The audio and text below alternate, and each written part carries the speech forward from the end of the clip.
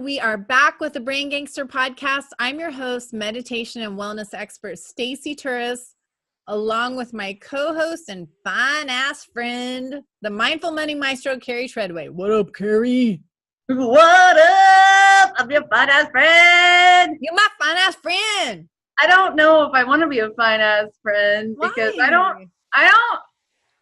You're my fine-ass friend. Yeah, I mean, we're friends, but the whole fine-ass just makes me feel bad for the ones that are actually fine-ass. I mean, listen, think about we've often talked about me being a golden retriever. There's no golden retriever in the fine-ass category. Oh, God, just get fucking over it. I'm cool with that. I don't want to be in the fine ass category if that means my little golden retriever ass can't be over there. I know. The pressure was too much for you when I called you fine ass. It was. I fucking take it back. It was. You're right. It was the pressure. I was like, well, I don't want to be like all fine and ass. Hey, but you don't have these fine ass hiccups going on while we're trying to record our podcast. I know, but I literally just pulled this bolt or nut. I felt underneath my chair, so my chair could fall at any moment. Please, God, let her chair fall. Anyways, what is up, everybody? What up? No? Okay. What's going on today? On today's episode, Detoxify Your Life, we're going to be talking about some spring cleaning for you, for all of you, right? Yeah, we're not cleaning. No. Cleaning your life. Cleaning your life. Because, by the time everybody's listening to this, it's going to be March, and I'm so excited because that's closer to my birthday. Oh, God. I mean, March is spring, and spring's the season right before my birthday. So, anyways, whenever we're thinking about spring cleaning, we want to think about our life too, right? Not just like our shoe closet. Yep. Yeah, for sure. Yeah. I mean, my shoes are going to be really dumb if I'm not clean. Right. Anyway. The energy around you needs to be clean. All of it.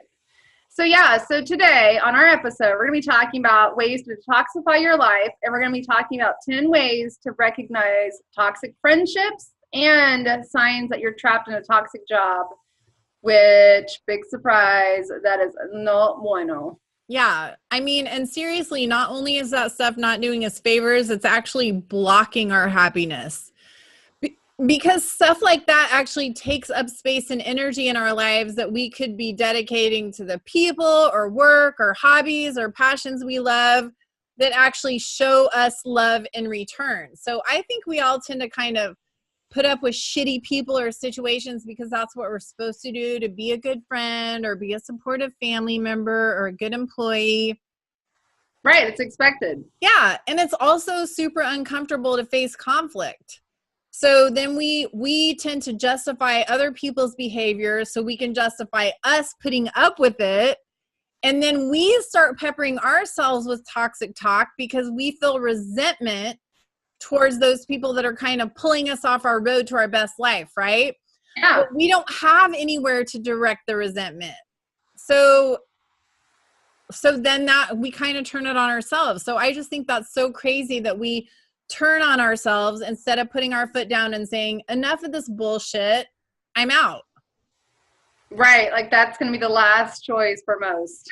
Yeah, exactly. We're going to take the from all sides instead of just be like, no, stop. You want to be a good person. You want to be a good family member. You want to be a good employee. But sometimes the environment does not sustain that. No, it's not conducive to that positivity. But everybody is in luck because we're going to be helping everybody today if that's in this situation, right? We're going to help you recognize the toxic. You are going to detoxify your life. You're going to detoxify everything. And for today's show, we're giving away a Lost Savage Shenani Pack, which is a fanny pack specifically for shenanigans. I own one. It works, all right? It works so well. It even comes with a little labradorite, which can't remember if I said that right. Dang it. But anyways, it's a super cool stone that's tucked inside for good luck on adventures. And a pair of Big Mood Happy Socks to keep your tootsies warm. And guess what? There's all kinds of cool socks, and I have a pair, and you guys can all guess what I have. I have yellow for happy. Happy. But we're just trying to drop a little joy where we can for our favorite listeners. Seriously. Okay, so let's get started on detoxifying your life. First, let's talk about toxic friendships. This is where shit gets sticky because obviously nobody's perfect. People make mistakes all the time. So how do you determine when someone's actually bad for you and not just being like a human being, right? Right. So for me, I'm getting better at recognizing this. I mean, it might take me years, but eventually I get to the point where I can clearly see that a friendship is draining me instead of giving me energy. So when this person calls or texts, ask yourself, do I feel happy or do I feel anxious, stressed, or resentful? And if it's any of the last ones, for me, I know the relationship is starting to come to the end of the road because after that, it's just which straw will happen to break the camel's back. So let's talk about other ways to recognize a friend who's toxic to your well-being so you can save the poor little camel's back from breaking. What did the camel ever do to us? Dude, he sang a fantastic song and, like it's a fun ride at the zoo. There's nothing better than having to climb on top of the camel ride at the zoo, right? Okay, so a first sign that your friendship is possibly toxic is their intentions aren't pure. And for me as an empath, with the ability to actually feel a person's intentions behind their actions or words, this is the one that gets to me the most. Because on one hand, it's a blessing because someone can do or say something that's completely outrageous to me. But instead of their actions, I tend to look at what their intentions are. So if their intentions were pure and noble, but their delivery sucked, for me, that's completely forgivable, right? Right. But what really fucks me up is a friend whose words or actions sound totally benign when they say it out loud or they do it in broad daylight, but the intention behind it is to cut you down or make you feel less than or to leave you out. And that's hard because the actions and words are so subtle, but energetically, they're totally full of meaning and feelings, and that's what I feel. So I feel everything, even if their words aren't saying it.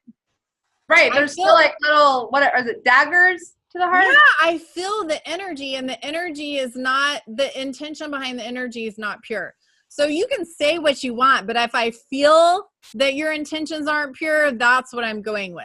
Well, it's almost worse because it's coming more from like a passive standpoint.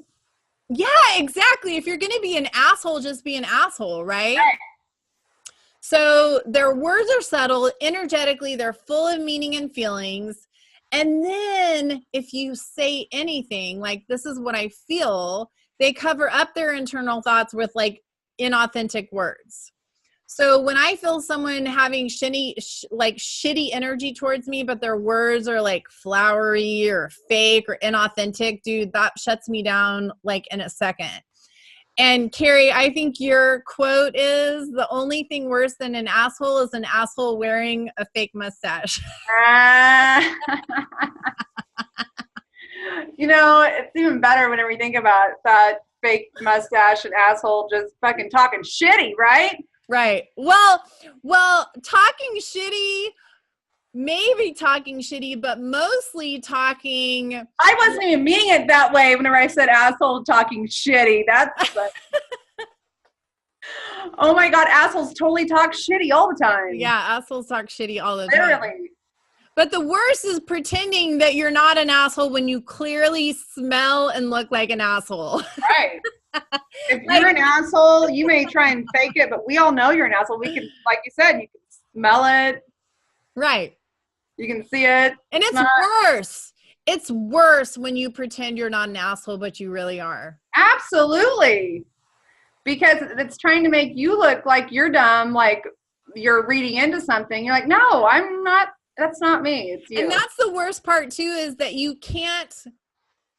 For me, you know me, I turn towards challenges, right? I turn towards them and I will confront anybody and anything about anything that's bothering me because I need to lift that off of me. I don't want to hold that shit. So it's worse for me when they say something, but their energy doesn't match it. And then it just sort of confirms everything for me. Right. Absolutely. Okay, let's get started. So, another one.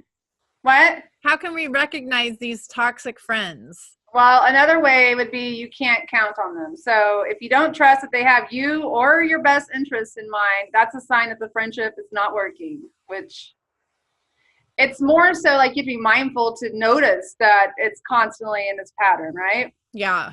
So do they make plans and then continuously break them? Do they say they'll do something for you but never follow through? Sometimes people have to break promises, right? But it's for a legit reason. Like, I lost my leg at the bowling alley. I don't know. Right. Right. People break plans and that's okay. Right. But I'm saying when it's 57 motherfucking times in a row, you start questioning if they fucking value you at all. Yeah. If you're constantly feeling like you're being let down by them, it's going to be hard for you to have that same level of affection and motivation to keep that relationship. Right. Yeah. You're what's the purpose? Right. You're like, you're never there when I need you and I can't count on you. And that shows to me that there's something else that's more important in your time. Yeah. And it's not me. The thing is that friendship is reciprocation. So when you're putting out more than you're getting on a continuous basis, obviously not all the time, but that's when you know that it could possibly be a toxic friendship. So if your friend always seems to need help, but can't even find the time to return even the smallest favor, chances are it's a toxic friendship. And you can tell when there's a big imbalance between what you're giving and what you're giving or getting. And whether it's a friend that sort of monopolizes the conversation or your time, and then when it's time to talk about you or focus on you, suddenly they're just like, no way. Can't talk. Yeah. So this one is tough because we all know friendships obviously have to be flexible, like any relationship. And it's not usually equal on the give and take at any moment. But the idea is during the relationship, you each give and take in a balanced way depending on the circumstances and also depending on who needs what at the time. But at the end of the day, if the pattern is so ingrained that you feel like you're always just giving, there's no reciprocity. Reciprocity over a long period of time, that's a sign you're not going to be in a sustainable friendship. And you're probably going to end up hurt, pissed, or just completely full of resentment, that's kind of my pattern, is to put up with shit for a long time. And then all of a sudden it's the fucking straw that broke the camel's back and I'm done. And that's not good on my half either, but that's the only way I know how to deal with that.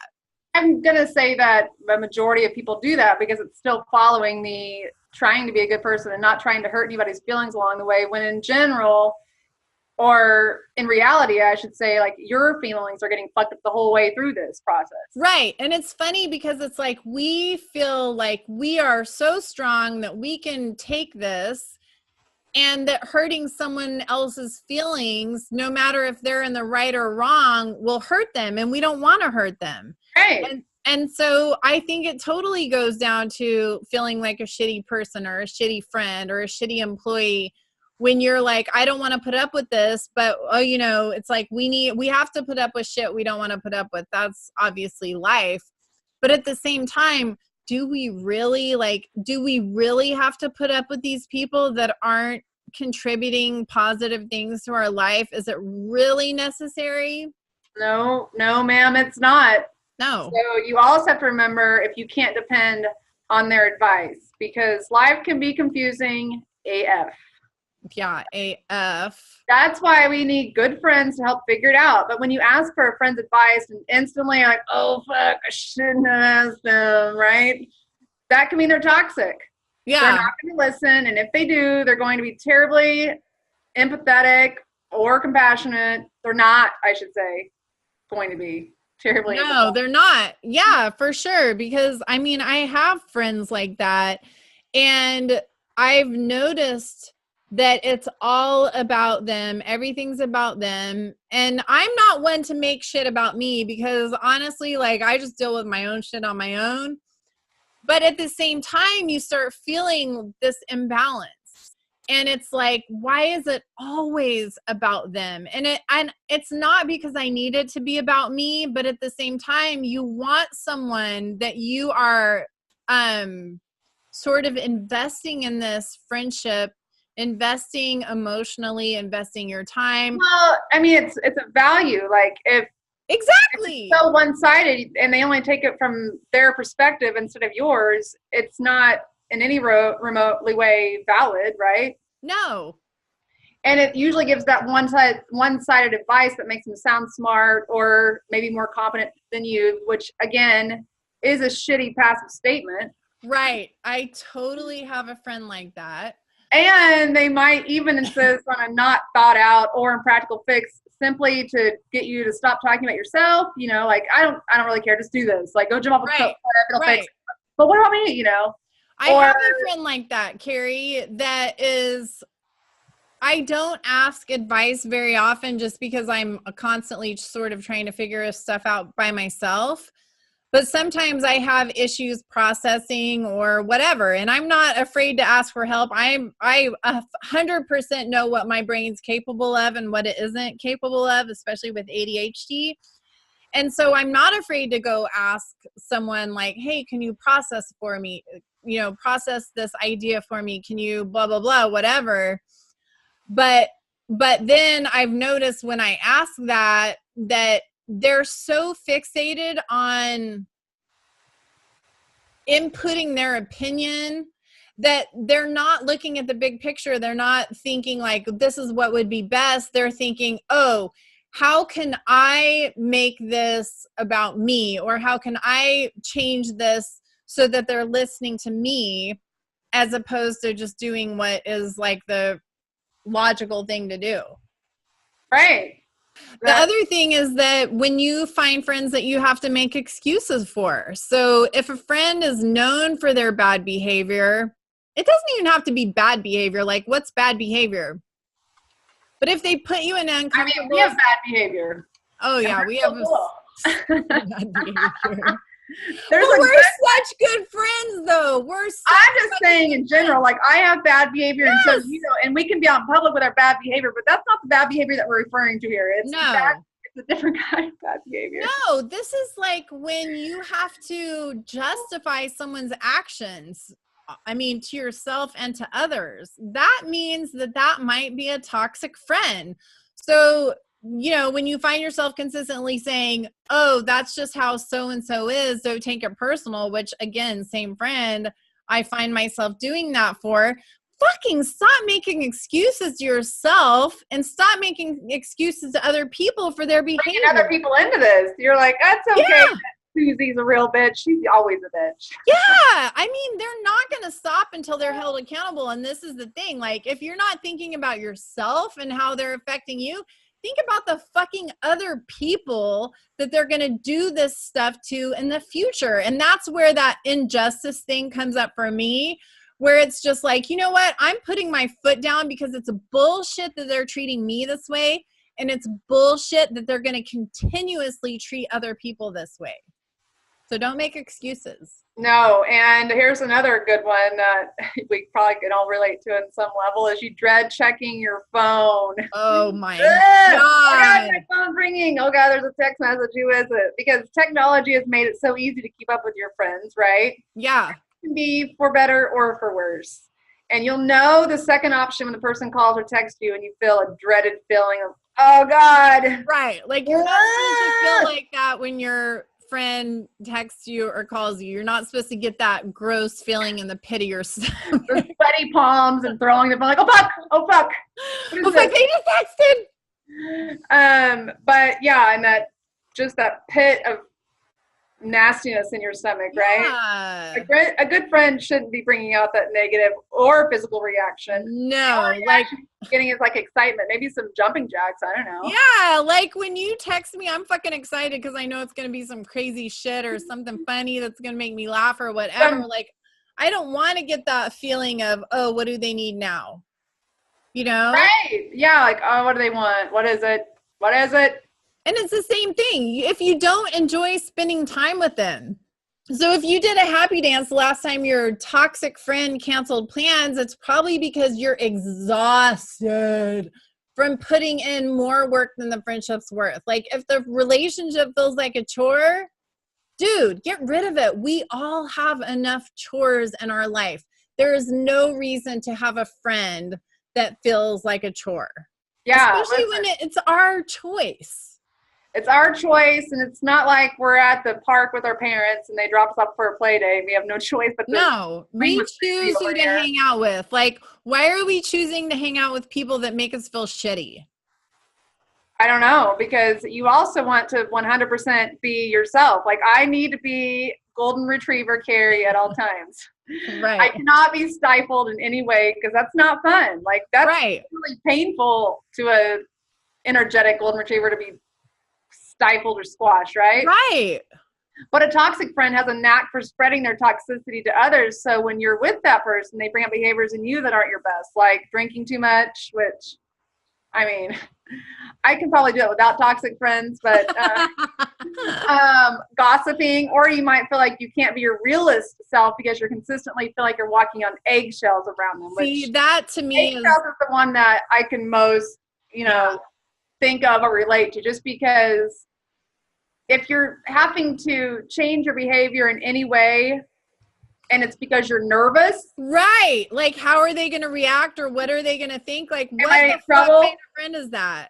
Like, I literally don't want to feel like I'm getting ready to get in trouble.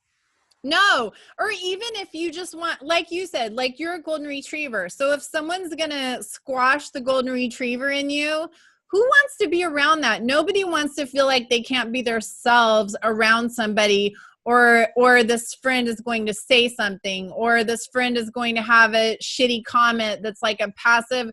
That's the thing with these toxic friends too, is everything they fucking say is passive aggressive. So it's subtle. You know what I mean? It's not like you could be like, yeah, they said this, and someone would be like, what? That's so fucking shitty. Right. No. They're like, hey, I love your sweater. And you're like, that's what they said to you? Like, they said they love my sweater because they know a story about this sweater. Passive aggressive shit. Or they really hate the color of my sweater, so that's why they say they love it. Right. Exactly. And you know when they're thinking or talking shit about you. So, I mean, honestly, there's a spectrum of talking about people behind their back, right? So the key is to knowing if your friend is speaking or thinking that way. Are they concerned with you? Like, is there genuine concern for your best interests? Right. Like, oh, has Carrie been drinking too much lately? Right. Or are they just trying to make you look like an ass to other people? So if there's any part of the conversation where they're ridiculing you or making fun of you or your situation, dude, steer clear of that fucking friendship. They do not have your best interests at heart. Run for your lives. Seriously. And other than running for your lives, it's not okay if they're trying to compete with you, right? I mean, if you're running and you want to compete, that's okay. Right. Because healthy competition between friends can be fun. It can be motivating. You guys can, razz each other to the better part. But if they are secretly competing against you in their own minds that they haven't verbalized it, that can get weird or just awkward. Worst feeling ever. I don't know.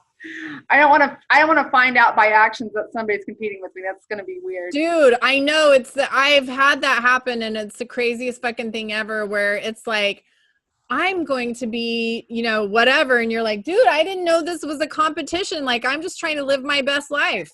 Right. I'm like, I'm over here trying to run a 4-minute mile. I didn't know we all do that. But at the end of the day, right, like, there's the good competition, there's the bad. We should still have good feelings towards our friends and know that it's what's best for us overall and individually, because it's totally normal to feel jealous from time to time of a new car that they got or a new path of, I mean, that's just, of course. Like, I wish I could have that. Yeah. But if you feel like your friend is in a constant fight or they want to compete with you about everything, or they feel jealousy over and over again, that's probably a sign of a toxic friendship. Because again, they're not worried about your well-being or your happiness. They're just really thinking about themselves. Yeah. And I feel like anybody who only thinks about themselves, because I spend so much time and energy thinking about other people that I've just gotten to the point where I just can't do it. And, I feel like we should, like, from the standpoint is that I am not an empath. I'm as far off the empath path as there could possibly be. So, like, a lot of things go over the top of my head. Like, I don't notice them or I don't think about them. And it's not because but it's like you said, it's that part where that's not my intention to be shitty. I just don't remember not to be shitty. Right. Well, this is the thing with you. Like, obviously, you, as someone that is not an empath and has trouble sort of grabbing onto empathy, there are things that you can do that would be considered insensitive, right? Absolutely. From a sensitive person's point of view, especially. Yeah. But your intention's always pure. And that's the difference. Huh? That's where I was like, I have to, like, speak to the others that are listening and that are like me, and the friends that are friends with people like me. Like, we are totally pure in our intentions. It's just that shit doesn't cross our mind sometimes. Right. And that's a difference. That's a big difference. And that's sort of what you have to work out. But, and fuck, for me, it takes forever. Like, it takes me for fucking ever because I can justify everybody's behavior. I'll justify everything for everybody because that's just how I work. Like, if someone's treating me shitty, I think about, okay, well, it's not me. It's blah, blah, blah, and blah, blah, blah. But dude, years of that. And it's just like, finally you get to a point where you're like, you know what? It's you. It's not me. It's fucking you. And I'm out. It's not me. It's you. The ending statement of the phone call. Goodbye. Yeah. So, okay. So that's when you can sort of recognize a toxic friendship. And when we talk about spring cleaning, obviously, spring cleaning means you're just getting rid of old shit. Like, it doesn't matter if you're cleaning your house. It doesn't matter if you're looking at your finances. It doesn't matter if you're talking about the company you keep. Like, none of that, well, all of that can be sort of implemented with a spring cleaning. It's getting rid of stuff that no longer serves a positive purpose in your life. And the reason that we want to do that is because by getting rid of that stuff, like for me personally, dude, I'm okay with the getting rid of the friends part. For some reason, I'm a psychopath and that's not hard for me. What's really hard is for me to look at my credit score. My credit is what needs to be taken care of. That's the toxicity in my life. And and that's what we have to do. It's like, okay, no matter what's toxic, what is holding you back? I feel 100% like my credit score, my financial situation, not the money part, but just the old shit is still holding me back. And so finally, I was reading an article on, finances and how to get your shit together, basically, because that's the one thing that I never have my shit together on. My husband's like, why are you reading finance shit? And I was like, dude, because we have to face this. Like, it's time to turn towards this shit and face it so we can launch it out of our lives and make room for all this awesome stuff that we have been working for and manifesting and, opening ourselves up for. Well, and that's the whole purpose of our podcast, is that we're always talking about ways to enhance your life. Yeah, right? Exactly. Yes. And this is another topic that we want to hit on, and that being there are plenty of people in the world that are in toxic relationships, whether that be with a friend or a spouse or a significant other. And that's one more thing that's holding you back from being the best version of yourself. Whether that's and eating bad or not sleeping or whatever. This is another thing that we're like, you know what? Whenever you're doing your spring cleaning this spring, which it will be spring soon, and my birthday. Look at your relationships and look at your job that we're going to be talking about. It's so funny because in your fucking every fiber of your body, when something is not good for you.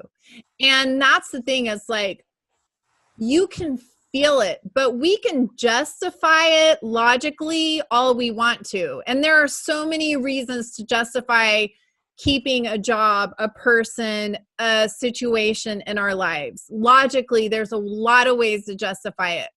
But at the end of the day, how do you feel? How is this person? How is this situation? How is this job making you feel? Because that's the real gauge of it. So next up, we're going to talk about signs you're trapped in a toxic job. But first, a message from our sponsor, BrainGangsterBeats.com. This podcast is brought to you by Brain Gangster Beats Audio Brainwave Entrainment Series. Brain Gangster Beats is a natural and super cool way to tweak your brain. Just listening to Brain Gangster Beats using headphones or earbuds can actually change your brainwave activity, which we all know is directly connected to your state of mind. Using different frequencies in the audio files, we can achieve whatever mental state you're looking for at that moment. Relaxed, focused, energetic, fearless, you name it. Visit BrainGangsterBeats.com to check out the entire series, downloadable by single or album. Okay, so everybody has bad days at work. Come on. It's called work. It's a forced commitment and your livelihood depends on it. So it's not like you can just bounce when things aren't going your way, but sometimes a workplace can be so toxic, the never-ending stress can actually ruin your health and ruin your mental well-being. So thankfully our bodies are super smart and they know before we do that stress is affecting us poorly. So our body actually starts sending us these little red flags that we're not okay and changes need to be made ASAP. And it's up to us to be mindful enough to consciously register these red flags and then change course, right? So these are some signs that your workplace might be beyond a bad day and sort of rummaging around in the toxicity area. Changes in appetite. So your appetite is closely linked to your brain. And under stress, your fight or flight response releases adrenaline, right? That tells your body suppress digestion so you can focus on saving us from a perceived danger. Because our body doesn't know if it's a fucking tiger or a dick boss, right? Damn. Yeah. Under long-term stress, though, then our body's adrenal glands build up cortisol, which is a hormone which actually increases hunger, which is crazy. So when your job is causing long-term distress, then you turn to food for comfort. So in the beginning, under acute stress, which is just like situational, digestion stops, you don't have an appetite. Then as you become under chronic stress, then it's like, oh, I need to eat. Oh man, I just thought of a situation I'm not going to share on here whenever you said that. Why? You have to share it. It's just a person that I'm thinking of that I just realized that they, I feel like, went through that. Oh. This changes in appetite. Yeah, because of stress? Yeah. Yeah, it's weird. I mean, it's totally weird. Like, think about when you're stressed out. Like when I managed a band, every day that we had a show, I was so anxious that I couldn't eat, right? Like there was literally no appetite. So that's that acute stress. Now I feel like that was sort of a positive stress. But when you start continuously getting under that stress and it becomes chronic stress, and then you start feeding yourself to comfort yourself, it's like you're either starving yourself because you're not hungry or you're overfeeding yourself to sort of feel better. Right, to cover it. Yeah, shit. Your digestion is fucked up. Like either way, stress affects your digestion. Yeah, and what's even worse is that you can't sleep because people either can't sleep because their mind is racing or they fall asleep but aren't able to stay asleep, which is probably worse in my mind. The times that I awakened in the middle of the night, I feel like that's worse than not being able to go to sleep, but I don't know because I have no problem sleeping as far as falling asleep, right? I can fall asleep perfectly fine, but I 100% wake up in the middle of the night like, what do I do now? Yeah, because they, like you said, they wake up in the middle of the night and they're thinking about a to-do list or what happened yesterday at work or what's going to happen tomorrow and being stressed about that. All the bad ideas when you're trying to get some sleep because your brain's like, oh my God, what if that dick boss does this? Or, you know what I mean? Whatever. And that's where mindfulness when you're sleeping. Yeah. That's where mindfulness comes in too. Like, obviously there's a ton of different ways that we can use mindfulness, but damn, when you're waking up in the middle of the night and you're stressed out about your job and you're wondering what your dick boss is going to say or do or whatever, it's like, okay, that's when you need to sort of push that stuff away and practice whatever breathing exercises or relaxation exercises or whatever, because that shit will keep you up all night long. Like, stress is the gift that keeps on giving. Yeah, and it's not like a few restless nights is a big deal because everybody has situations at their jobs where they may be stressed on occasion, right? Right. But if it's consistently related to work, that's a sign of something being off balance. And again, we're trying to detoxify our lives, and if that imbalance is clear as day, there's a sign. Yeah, right. And Red flag. Sleep, for ways to go the F to sleep. I don't know if y'all remember, but we did a podcast on that. So go back and check out episode 4, ways to go the F to sleep. Yeah, just in case you cannot go to sleep, we have a good podcast on that. Another sign that you're in a toxic workplace is your stomach is acting up. So stress completely affects your digestive system. We already talked about that, but indigestion, constipation, bloating, IBS essentially can all be associated with stress because stress impacts what the gut actually digests. And it can also change our gut bacteria, which obviously between the, mind-gut connection, it will impact our mood. So that's why, sometimes when you're upset, you get stomach pangs or nausea or diarrhea. Like if I get stressed out, if it's like an instant stress, I immediately want to puke. Like that's my body's way of going, hey bitch, you're stressed. I'm going to puke real quick. And mine would be shitting. Like if yours would be shitting. Like, if I think something's bad that has happened to my husband or my children, it's instant shit. So yeah, if your digestion's messed up, let's look at what you're putting up with. Yeah, and also you get headaches because during the fight or flight response, your muscles tense up to guard your body from that injury of the said saber-toothed tiger right. stealing your Pop-Tarts. But when you see the workplace as a danger zone, which that sounds terrible, but that's what your body sees it as. It keeps your wound tight. You're sitting at your desk or wherever you're doing your job. But if you're all wound up as far as like muscles go, oh God, that makes my head hurt right now. Yeah. Because chronic tension in the neck and shoulders and head can be associated with migraines and tension headaches and just general, like, whenever you feel like you're getting the flu or something, that body ache. Yeah. Well, you can get that if you're all stressed out at a workplace. Well, I was actually, my husband and I were talking about that yesterday because he's in a really shitty job situation right now. So we were actually laughing about all of these points that pertain to him because he is yep. so much stress. So yeah, it's totally exactly what we were talking about. He's like, I said, your fucking muscles everything is tensed up. Like you have headaches because your muscles are tense. Every fucking day, every minute, you're like, whatever. I love the saber-toothed tiger thing because anything can pertain to the saber-toothed tiger and your body doesn't know the difference. Your brain doesn't know the difference. So whether it's a saber-toothed tiger or a shitty boss, you're fucking tense because you don't know when that thing's going to attack. And you have to be ready every second for fighting back, right? Yeah. And so if you're just walking around like this all the time, how is that going to make you feel in an hour? How's that going to make you feel in 4 hours and 6 hours by the end of the night? You know what I'm saying?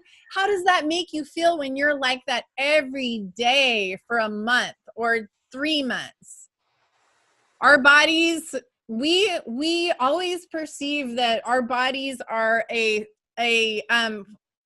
will fight. So we think that if we can fight against our will, that our bodies will hang in there, and that is just so not the case. So our bodies are like, stop, I'm tired. Yeah, our bodies cannot take it all. They really can't. If you want them to work at an optimum level, you have to take care of them just like a car, truly just like a car. If you don't change the oil, if you don't change the spark plugs, if you don't rotate the tires, you're going to be shit out of luck on the side of the road. And, you know, whatever time it is, you have to maintain these bodies. They're literally the only one we're given. If a car breaks down, we can go buy a new car. Yeah, it sucks. We have to spend the money, but there is an ability to buy a new car. If your fucking body breaks down, what do you do? Well, I mean, I was going to say there are some long-term effects. If your car breaks down on a dirt road and there are deer jumping out in front of you, there's going to be some long-term mental effects from your car breaking down there. But that's a side topic. But besides that, yeah, I mean, it's just we have to maintain these guys, and they cannot take everything. They really can't. They're just bodies. They are magical, but they're just bodies. Yeah. So another sign is if you're tired all the time. And I'm not talking about like, oh, I'm so tired. I'm talking about like a bone deep fatigue that, you know, you take a nap and it does not go away. So it's sort of like this physical exhaustion, a mental exhaustion, and toxic jobs create a cycle that just literally drains us. It drains our energy. So, you know, when you're in a toxic job, whether it's the actual job, whether it's the coworkers, whether it's the boss, you know, you're feeling overwhelmed. You're working too long, and then you're working too long because you're feeling overwhelmed. And then you add those coworkers or a bad boss to the mix, and there's no ability to recharge your body in what you've lost in those work days. So imagine like we get up Monday through Friday, at least minimum. Some people work on the weekends, minimum 8 to 5. Most people work longer. And it's just like give. You go home, you have nothing for your family because you have given so much during the day and expended so much energy. And then all you try to do when you get home is to recapture some of that, to light your flame just a little bit because it's so tiny. And then the next morning, you know, you've gotten your flame to a certain point and then it's just sucking down the whole day. And so you're tired all the fucking time because you can never recharge and regenerate your energy. Your little fire story totally made me think of like Naked and Afraid when it's raining and they're all hovered over trying to save their little, like, oh God, it's raining still. And their fucking little leaves are over the top. Exactly. They just have this little flame and they have to keep it going, and they have to focus on blowing oxygen onto this flame. They can't just fucking walk away. If they walk away, what's going to happen to that little flame? Yeah. It's not like if your flame's happy and burning and your job's going well or whatever your life situation, you can walk away and go get some marshmallows. When you have a raging bonfire, you're good. When you have a little... So we're like, it's too hot. Yeah, exactly. When you have a little tiny flame and you're cold, it's not going to cut it to walk away and go do stuff. You literally have to focus on building your flame up. And that's the same with our bodies. Like, you made me feel like I have to lean away for a second to pull my heater closer. I got cold when you said that. Oh, you're making me feel cold. It really is cold as hell here. Well, you know, whenever you're cold and tense and all of the above, your whole body aches, which obviously, because like you said, just tensing your jaw makes my head hurt. But when your job is toxic, it can make you feel like you're fighting off that wild saber-toothed tiger at your desk. right? It's like, I don't know who's coming at me behind. You got to worry about all sides coming in to, Yeah. and your brain floods your system with adrenaline and other stress hormones because your brain's like, I'm about to fight at any moment. I got to fuck somebody up. Yeah, exactly. You don't know when you have to fuck someone up. So you're just ready at all times. You're like, I'm ready to fuck someone up. And you're like that 8 hours a day. Yeah. And if we're talking about assholes, there literally should be a sign in people's desks or in their cars if they drive a lot for work. It should be like a sign of color for assholes. And it's like opaque. I don't even know what you would call opaque, but like pink, red, or that pretty little. It would be like things are good, right? Mine would be brown. Oh. No, that would mean like need toilet paper or something. I don't know. I'm not. But talking. What? I'm not talking about externally. I'm just saying like skin wise. My tint. I envision like happy to be like a plump cherry red, okay? And whenever you're in a toxic... Wait. I'm going to need you to come up with a butthole scale. We're going to come out with a butthole scale of tension. Yeah, we are, because you're going to think about it. You're like, whoa, am I a peach color today? I need to take it down a couple notches. I mean, we don't really have to look at it, right? We can sort of tell by our tension level. Yeah. No, there's not going to be any mirrors included in this scale kit, okay? You don't need to, please don't anybody go home and look at it. You can tell. And if you aren't sure, you can take a self-test with your lips on your face. Okay, so we got what I'm talking about. You could, right? If you know the coloring, it's actually a like legit conversation though, because your body reacts, right? So, for those that are watching the video, please show us the scale. I just want to see, like, just show us one of them. It's only one color. Just show us. Oh, on my face? Yeah. Well, yes. No, I don't know if you thought I had like one written up already. I did not mean anything else.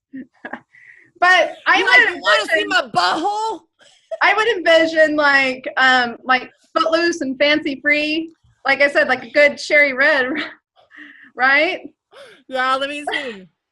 Well, I'm not showing that. I'm going to show like a scared saber-tooth Dick Boss is fixing to beat me from behind my cue. Okay. So, anybody listening, you want to watch the video just for that. But your body is literally ready to react. And being in that constant state of being able to react, I mean, that's overtime for your body. And overtime, think about a job. If you work overtime on occasion, cool.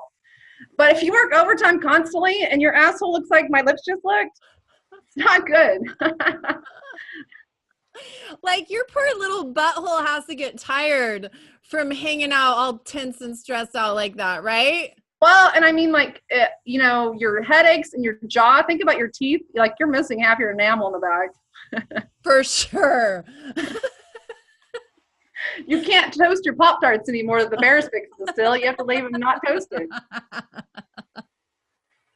Okay. We derailed, but it's true. You're all are laughing. Hey, okay, so literally hold us accountable for a butthole color scale of tension.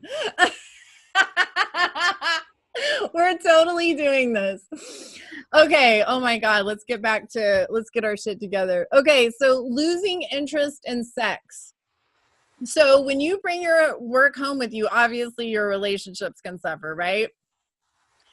And the American Psychological Association actually notes when women have to juggle professional stress on top of their ongoing personal and financial shit, right? It can reduce sexual desire. So for men, this chronic stress can actually lower testosterone production, which in turn does the same thing. It lowers the libido. So you lose interest in sex, your testosterone goes down, or it reduces sexual desire, whatever the reason. But then at the same time, dude, there has to be a certain amount of relaxation that you're feeling in order to allow arousal to come, right? Yeah. Do you think that there's anything relaxing about your jaw being all clenched? When your butthole is pure white, are you really relaxed enough to go, you know what, let's have sex? That sounds awesome to get just my body violated. Yeah, no, your jaw, if your jaw won't even open, probably not trying to be doing this. No. And then at the same time, like, dude, when you're stressed out, who is like, you know what, I have a lot of time. I think I'll have sex. Like, you also don't feel like you have time to have sex. Well, or you're not going to be like, hey, I know that we're both like super stressed and pissed off right now, but let's go have sex. Let's go just open ourselves up to the world. Hey, but I mean, this makes sense too, but your mental health gets worse because increased stress can exacerbate existing mental issues that you already have, like depression or anxiety. But someone who might be a worrier, put them in a really toxic work environment, and that worry, geez. It might just cross the clinical threshold because you're going to have your standard worry times whatever because you're in this toxic job place now, right? Yeah. And if you feel like your boss is unfair or he's out to like fuck you over for whatever reason, your mental health will really pay a price because injustice is particularly toxic too because it makes it feel like somebody is literally legit after your soul, right? Yeah, it's you as a person. Yeah, it's you as a person, and it's saying like, no, you don't deserve fair treatment, you know, and watch out because I'm getting ready to take you over, kind of a deal. Right, exactly. So that just totally exacerbates the stress. The other thing is you can find yourself getting sick more often. So if you're catching colds constantly, consider how you feel about your job. So there's actually a lot of research that shows that chronic stress compromises the immune system and it makes you more susceptible to illness. And I 100% know that that's the case with my body. When I get stressed out, the first thing that happens is I get sick. I mean, my body is just like, you know what? I'm done. You're stressed. You've been making me run like this for a long time. All of my effort and energy is having to go to keeping you sane. And so I've not been able to be working on the immune system, and this bug got in and overtook your body. And that's basically what happens. We're just basically saying, look, there's toxic people in our lives, whether it's friends, whether it's family, whether it's coworkers. And obviously we all have to deal with life and we all have to deal with people and we all have to have coping skills to do that. But at the same time, it gets to a point where it's too much and you've had to work too hard and you've put in too much energy and you're not getting that energy back from a job, from a person, whatever. And so you have to start paying attention, like the core of your happiness depends on this stuff. And I think a lot of times, even with friends, it's like a big barrier to ending a friendship, which friendships are never fun to end. But I think a lot of times, like even if you have an old friend, someone you've been friends with for a long time, and you've sort of grown up together, and just because there's an old friendship, it doesn't mean that you have to continue with that friendship because it's something that's gone on a long time. As a matter of fact, if it's gone on a long time and you felt that way for a while, then it should have ended a long time ago. And so I think we have to sort of toughen up a little bit and gain control of what and who we are letting in our lives because it makes such a big difference. Anyway, that's our podcast. Detoxify, spring clean your life, whether it's people, whether it's job, whether it's your credit score, whatever the hell is holding you back, spring clean that shit out because you're making room for beautiful stuff that you totally deserve and you don't deserve the shit. So thanks for hanging, huh? Yeah, I was going to say, don't forget about our drawing.